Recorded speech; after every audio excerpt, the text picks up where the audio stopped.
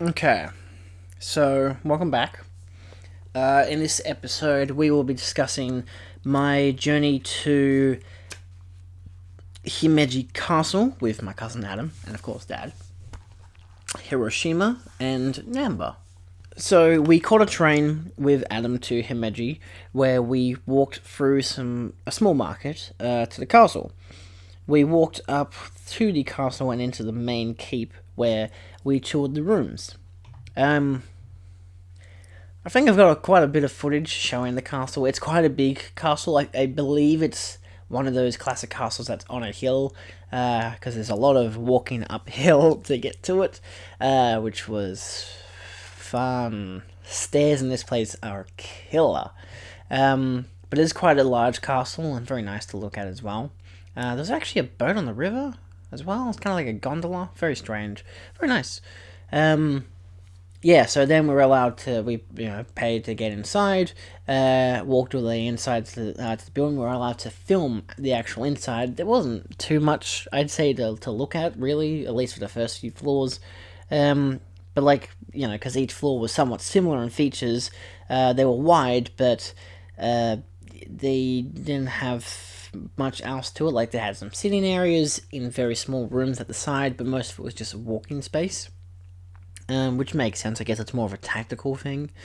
But then the further you went up, the slimmer it all got. Especially with the stairs, which I think I may have filmed myself trying to walk up some of the stairs until we got to the top two floors where there was no photography. But maybe it was photography in the top floor. I can't remember. We'll get to that. I cannot recall. But yeah, so there was large wooden pillars that kept the whole thing together that they really quite advertised a lot, actually. And even secret cabinets for attackers, for people attacking intruders. We then reached the top floor, which contained a shrine for the shogun. I'm very sure I have footage of it. It's one of the only castles where you're actually allowed to film the whole entire thing, including the keep. And so there was windows appearing out in every direction, which is quite nice. We then walked back down. So again, this is going up one flight of stairs that were very, very tough. The handrails were much better at Himeji in comparison to some previous castles, one of them being bamboo, which was just really rickety.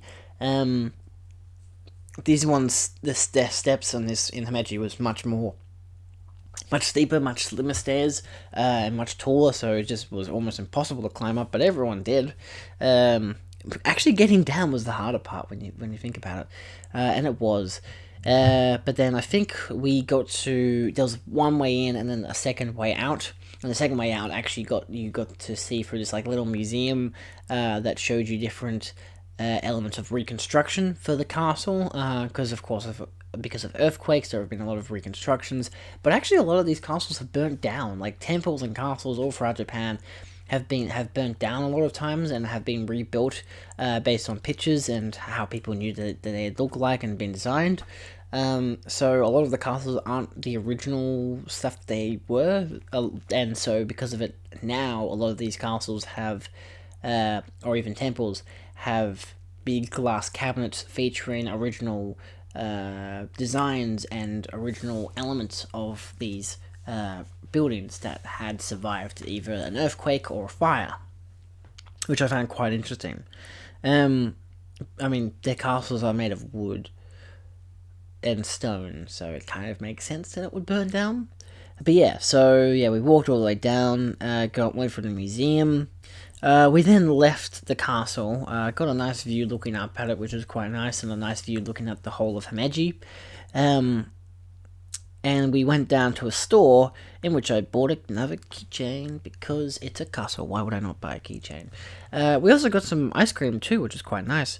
But a Japanese woman who was actually a tour guide, came up and interviewed us. Dad in particular, he did one of those, fill out a form, not exactly filled out a form, but it was a form that had all these questions about who you are, why you're in Japan, and how many times have you been here, what's your reason for visiting, that kind of stuff. We also talked with the woman. This was actually before we had our ice cream. We were deciding which ones we were going to have. she saw that I had a Godzilla shirt on and was like, and she's like, "Oh, Godzilla!" I think she was saying it was either her son or her grandson or her nephew. Really likes Godzilla and like has a big Godzilla figure in his room or some stuff and pretends he's Godzilla at times. It was really kind of kooky but kind of fun. And then Adam came along and he'd finished in the store and just spoke in Japanese with the woman and ended up talking to us later about how there are a lot of Japanese people who speak English, who, when English tourists come around, like to practice their English with them. But sometimes there are people who are mostly English speaking. Say for example, Adam, who likes to test out his Japanese, so he will talk Japanese with people with like he did with this woman, where we were talking English with her. So yeah, it was rather interesting. And pretty. It's just yeah, it was just interesting. Yeah, and then we went back to the train station where we split up with Adam, and we took a bullet train to Hiroshima or Hiroshima. We took a small tram from the station at Hiroshima to the Peace Memorial Park. We first viewed the A-bomb dome, which is the only surviving construct from the atomic blast. The ruins are continuously upkept in memorial of the bombing, to the point that they actually have volunteers come in every few months to clean it up, make sure it's pretty much as it was, and make sure the things are still staying still, nothing's collapsing over time. So that was quite nice to look at. Because it is nice to know that they were upkeeping the place. We then crossed a bridge that was to the Peace Monument in commemorative memory of all the children who had died because of the bombing. This being probably the most famous monument outside of the A-bomb dome.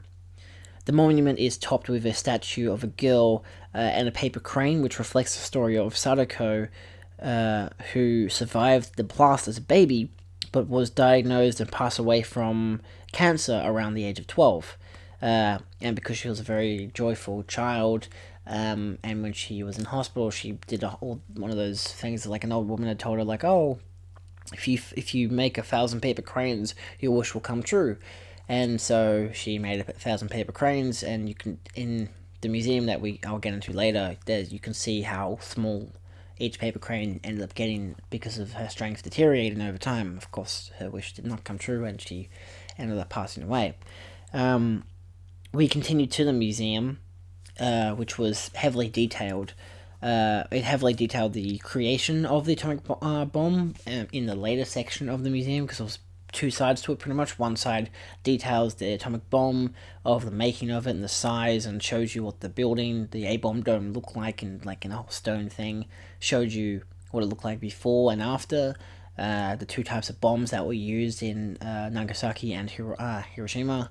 There's even a store there where you could buy paper cranes, little keychains, and even a booklet where I actually got myself a museum booklet that went over the whole entire museum and what was inside it, and very strongly detailed every element of the actual trip, because there were a lot of people there, so it was hard to see every single little detail, but for the most part they detailed in quite a lot of sections.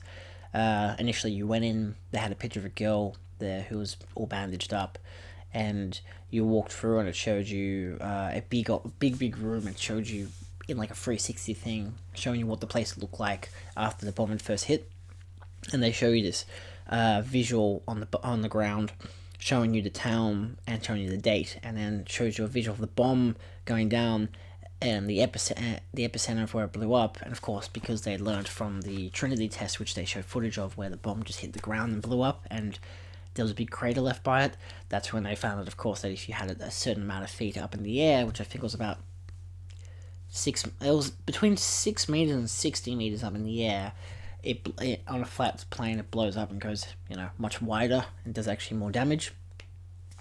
And so they showed you a visual of that blowing up and destroying the city and what it ended up looking like. And then you actually got into the room where it showed you all the little details about the people who were there, how they what they experienced, uh, how how many, like a radius of like a kilometer away, you were still able to see the blast and everything, uh, which of course because it's only a kilometer, but pretty much everyone who was below that kilometer range got obliterated, and it was sorry about that. Yeah, so it's very detailed in terms of like the clothing stuff they had there and all just whatever was remained, pretty much a whole bunch of first person stuff of people talking about like the loved ones that they had lost and how they went searching for them, and drawings, a lot of drawings and paintings talking about what the place looked like, and all the people with how the people look like with the rotting flesh and the black rain and all kinds of stuff. It's not something I like to think about. Like I find the idea of like the whole atomic bomb, the whole history of it, I find it rather fascinating. I have a whole book detailing its construction and stuff, but having gone to the museum, I felt really quite. I felt quite in a bit of this, a puddle of despair, actually, a river of despair. The whole time I was there, it wasn't very. I mean, of course, I can't say it was fun going to a museum with a bunch of detailing the destructive events of a lot of dead people, like you know. But that's why I bought the book as well, to be able to look at it a lot more in detail. But like, I didn't skip through anything. I walked through as much of it that I like could see that wasn't blocked off by other tourists or people visiting the museum. Um, but yeah, they did actually. I mentioned the girl at the start who they saw her bandage. It ends because it has this whole part about Sadako, the paper crane girl, but it also ends with that girl that was all bandaged up, saying that she was there when the atomic blast hit. She got some burns, and hence why she was wrapped up in certain areas. But she actually survived for the next 30 odd years. She passed away in her mid to late 30s, but she had married. She married a guy, found like met a guy, married him, had 2 kids, and then passed away from cancer. So it was kind of like still like mildly uplifting, saying like people still survive, and that was the point. That's the whole point of the memorial thing and everything. Like it was very surreal to be there in Hiroshima where the bomb had dropped and it killed so many people, and it's like this is literally where an atomic bomb had blown up and destroyed so much, and it was very, yeah, it was interesting to be there. I'm very happy I went. I've always wanted to go to Hiroshima. Um, yeah, so that was definitely something different. We even went to where the epicenter was. I didn't get any pictures or videos of that though. It was literally just in a side street. You walk across a bridge, you find the side street, and there's just a plaque, like very detailed plaque at the bottom, like that you could like kind of like marble, very reflective, which Dad pointed out, like, oh, you can see yourself and see up into the air. And the sign there actually said, like, oh, this is where the epicenter was. The bomb blew up like 600 meters from this spot, or whatever it was. I don't think I actually detailed how far up it was. But yeah, it was about 600 meters up in the air from that spot. But yeah, then we walked all the way back to the station. Actually witnessed the dispersal of a baseball team. I think it was a Red Hiroshima team. I can't remember what their name was. Because obviously there was a baseball game that had happened that day, which reminded me very much of home and the AFL people leaving from their games and whatever. Except there was like no anger or sadness on these people's faces, so Dad and I could not understand who had won. But yeah, so we ended up going past all these baseball fans, kids, parents, random people, all different people, all in the same kind of, like the same kind of Guernsey or top or whatever, which was really interesting. And then we got on a bullet train and went back to Osaka. Yeah. So I've got actually the two things there. That's from the, yeah. These are just two different things. One's the from the museum, and the red one was from the thing. This one was actually from Himeji Castle, I believe. Yeah. It's Himeji Station, but it was still the castle. So yeah, lastly, Dad and I visited Namba to have some street food. Took us a bit to get there because we kind of got lost. We were like, oh, bugger, we'll just go back to Adams. And then we got off at the wrong station. We walked down, realised, oh, here's the line we were looking for. Caught that, went to Namba, got some street food, which was like I think I got a tempura, I got a fish and beef, like on a stick, like a kebab. I can't remember what it was called exactly. We saw, we watched them cooking in front of us. Had that for tea. Then went for, I think we went to McDonald's or something and grabbed some ice cream from there. I think, yeah. I can't remember exactly, but I know we got ice cream afterwards. And upon returning to Adams, we watched some J-pop videos, so, Japanese pop music videos, on the TV, which was actually Mickey's favourite band. I cannot remember what band it was, but I definitely remember her saying that she had grown up with that band, which confused Dad and I, because, of course, all these women look like they were in their early to mid-20s.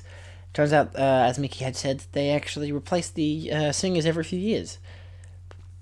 Fair enough. Wasn't weird at all. But it was definitely a nice way to relax from the events of the day. Yeah. Overall, it was a pretty interesting day. The castle was very nice. Hiroshima was a very interesting experience. And then going back to Namba and just having some fun there was also quite a nice way to end the day. Yeah. And that was actually the last day we spent at and it was the second last day. We left the next day, but we left that afternoon. So that would be the next video, where we go to Kyosan, where we drive with Adam. So we're in a car, and then we go to a capsule hotel at the end. So that's June 10th. So I will detail that in the next video. Thanks for watching this additional episode where we went to Hiroshima and Himeji.